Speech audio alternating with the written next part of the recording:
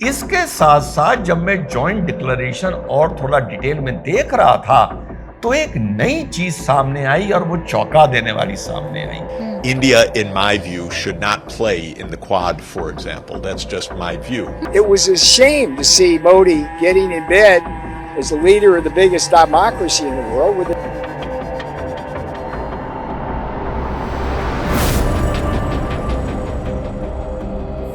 Hello नमस्कार सत श्री अकाल अस्सलाम वालेकुम। कैसे हैं जनाब? 9-10 मिनट में 9-10 बातों से समझने की कोशिश करेंगे कि ये चल क्या रहा है, यानी जो दुनिया में फॉरेन डिप्लोमेसी में चल क्या रहा है और किस दिशा धारा की ये ओर जा रही है। एक चीज बस इसमें तय नजर आ रही है कि अमेरिका के जबरदस्त आग और मिर्ची लगी हुई है एससीओ को लेकर। कल मैंने जो बात बोली थी वही आज दोहराऊंगा कि फिलहाल एससीओ एक बड़ा खूबसूरत, बहुत ही ताकतवर मंच था। आने वाले 90 दिन में पता चलेगा ये केवल एक मंच था या यहां से एक दुनिया की मल्टीपोलर वर्ल्ड की एक नई दिशा धारा जियोपॉलिटिकल, जियो इकोनॉमिक, जियो स्ट्रेटेजिकल निकल के आई है या नहीं आई है, ये आने वाले वक्त में पता चलेगा। डोनाल्ड ट्रंप इतना चिढ़ गया है इस बात से, एक होता है ना कि एक मीटिंग होने जा रही है, मीटिंग होने जा रही है, आदमी कहता है हो रही है, लेकिन जब वो हो जाती है और सामने आती है तो आदमी के मिर्चा ज्यादा लगती है या उसे अपनी गलती का एहसास ज्यादा होता है। डोनाल्ड ट्रंप ने बड़ा लंबा चौड़ा एक अपने सोशल ट्रुथ पर बयान दिया है। इंडिया से हमारी वन साइडेड रिलेशनशिप थी, इंडिया से हमारा जो संबंध था वो वन साइडेड डिजास्टर था। इंडिया ने हम पर इतने टैरिफ लगाए कि अमेरिका इंडिया में बिजनेस कर ही नहीं पाया। अमेरिका के साथ अपने रिश्तों की दुहाई देकर जो भी फायदा लिया वो इंडिया ने लिया। इंडिया ने रशिया से ऑयल लिया, इंडिया ने रशिया से वेपन्स लिए, इंडिया ने अमेरिका को कोई खास बिजनेस नहीं दिया। और साथ साथ में डोनाल्ड ट्रंप ये भी लिख रहा है कि इंडिया ने हाल में अमेरिकन इंपोर्ट पे 0 टैरिफ लगाने का संदेशा भेजा था, जो हमने नहीं माना क्योंकि बहुत देर हो गई थी। किस बात से देर हो गई थी भाई? तुम तो आए दिन अपने फैसले बदलते हो। खैर, उनकी तरफ से ये आया है, ये चिढ़ आग लगी हुई है। अब पीटर नोवरो को भी आप लोग सब सुन रहे होंगे, जो व्हाइट हाउस के ट्रेड एडवाइजर हैं, जिन्होंने सुपारी ले रखी है इस टाइम भारत के खिलाफ गंद उगलने की। उन्होंने कहा है, It was a shame to see Modi getting in bed as the leader of the biggest democracy in the world with the two biggest authoritarian dictators in the world, in Putin and Xi Jinping. जी हाँ साथियों, वो कह रहे हैं कि शर्म की बात है कि मोदी जी है shared bed with she and Putin. उनका चिढ़कर यह बयान आया है।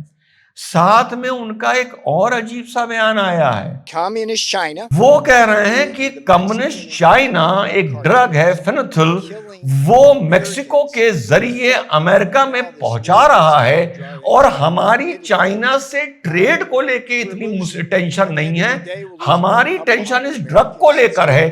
अगर चाइना ये ड्रग अमेरिका में पहुंचानी बंद कर दे तो हमारा उनसे कोई ना कोई बीच का रास्ता या समझौता निकल सकता है। इधर जो अमेरिका के ट्रेजरी सेक्रेटरी हैं स्कॉट बेंसेट, उन्होंने भी ट्वीट किया और लिखा कि एससीओ में जो भी हो रहा है ये हर साल हो रहा है, होता है, हमें इस बात से कोई फर्क नहीं पड़ रहा है। तो ये 3 अलग अलग तरीके के बयान अमेरिका के वरिष्ठतम लोग दे रहे हैं। साथ में अमेरिका के एक एक्स एनएसए रहे national security adviser mister Jack Sullivan Jack, उनका मैं कल एक बयान देख रहा था। उन्होंने कहा है कि ट्रंप ने भारत से रिश्ते बलि चढ़ा दिए पाकिस्तान की लालच की वजह से। आने वाले वक्त में प्रेसिडेंसी के बाद अपने परिवार की बिजनेस को देखते हुए, जिसमें क्रिप्टो करेंसी भी इन्वॉल्व है, क्रिटिकल मिनरल भी इन्वॉल्व है, और जो मुनीर ने इनको पाकिस्तान में क्रूड ऑयल के रिजर्व्स का सपना दिखाया है, उसके चलते ट्रंप इस तरीके से बिहेव कर रहे हैं। इसके साथ साथ एक बड़ा डेवलपमेंट यह है कि डोनाल्ड ट्रंप ने इस बार क्वेड की मेजबानी भारत को मिली थी। फिलहाल डोनाल्ड ट्रंप ने उस कार्यक्रम में क्वेड में आने से भारत मना कर दिया है। क्वेड से एक चीज याद आती है कि जेफरी सैंच का नाम आप लोगों ने सुना होगा। उन्होंने कुछ वक्त पहले ये बयान दिया था, India, in my view, should not play in the Quad, for example. That's just my view. जी हाँ साथियों, ये बात आपको याद है कि इस छोटे से मंच से भी बार बार मैं बात करता रहता हूं कि एससीओ की मेंबरशिप, ब्रिक्स की मेंबरशिप और क्वेड की मेंबरशिप का जो त्रिकोण है, कम से कम मेरी लिमिटेड नॉलेज में मुझको नजर नहीं आता है। कोई भी देश तीनों जगह का मेंबर हो सकता है अगर तीनों ऑर्गेनाइजेशन के एजेंडे एक दूसरे से क्लैश ना कर रहे हो। लेकिन यहां पे स्पष्ट है कि ब्रिक्स डॉलर और अमेरिका से क्लैश कर रहा है, एससीओ वेस्टर्न वर्ल्ड से और अमेरिका से क्लैश कर रहा है, और क्वेड चाइना के इंटरेस्ट से इंडो पैसिफिक में और साउथ चाइना सी में क्लैश कर रहा है। इस मुद्दे को लेकर आपका भाई बार बार बोलता रहा है। जेफरी सैंच साहब का यह बयान बहुत पहले नहीं, कुछ महीने पहले का मुझे मिला। लेकिन जब यही बात हाल में जयशंकर जी से पूछी गई तो उनका क्या जवाब है, ये सुन लीजिए। I think the Quad is still the Quad, and the BRICS was always the BRICS. I mean, when we did the Quad, the BRICS didn't go away, and as Quad progressed, BRICS also progressed. So, जी हाँ साथियों, उन्होंने ये कहा कि BRICS अलग है, Quad अलग है। जब क्वेड था तो ब्रिक्स बढ़ा, जब ब्रिक्स बढ़ा तो क्वेड बढ़ा। इनका आपस में कोई कनेक्शन नहीं है। यहां मेरा कुछ रिजर्वेशन है, कनेक्शन है, क्योंकि दोनों एक दूसरे के ग्लोबल पावर को कम करने में लगे हैं।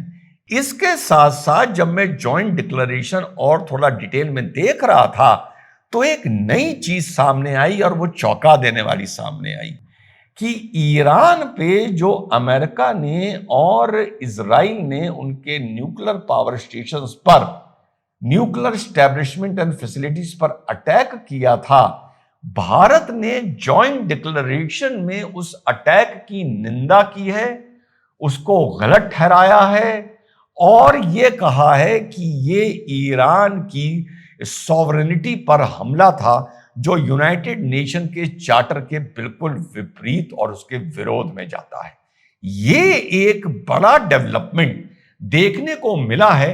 कुछ महीने पहले भारत ने एससीओ में इसी चीज पर जॉइंट डिक्लेरेशन देने से मना कर दिया था on Israel attack over Iran nuclear facilities and other establishment. ये बड़ा डेवलपमेंट है। आने वाले 3 महीने इस दुनिया की और हमारे देश की दिशा धारा तय करने जा रहे हैं। वो बात अलग है साथियों कि पुतिन साहब से मोदी कैसे मिले, पुतिन साहब ने मोदी जी को अपनी कार में बिठाया। कुछ लोगों का विश्लेषण यहीं तक सीमित होकर वाह वाह करके रह जाता है, कुछ लोगों का विश्लेषण कहीं सीमित रहकर थू थू करके रह जाता है। ये देश का दुर्भाग्य है। प्रथम दृष्टिया देखने से लगता है कि न्यूट्रल एनालिसिस, लिमिटेड नॉलेज ही हो, देखने को नहीं मिल रही है। शायद इससे भी भारत का नुकसान हो रहा है। हम लेकिन इस मंच पर एक न्यूट्रल नजर सारी गतिविधियों पर, डेवलपमेंट पर रखेंगे और आप लोगों को मैं अपनी लिमिटेड नॉलेज के साथ अपडेट करता रहूंगा। जय हिंद, वंदे मातरम, खुदा हाफिज।